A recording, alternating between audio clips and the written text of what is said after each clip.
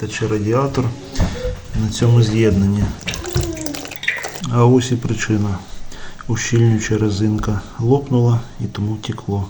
Зачистив, поставив нову прокладку. Тепер спускаємо повітря. Так, перепаюємо ще одне з'єднання. Погана пайка, потекла труба.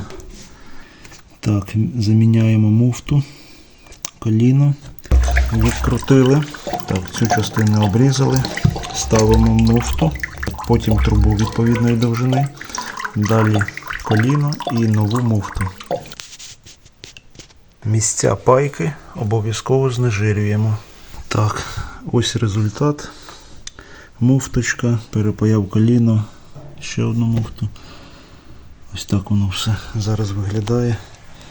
Тепер все буде сухо.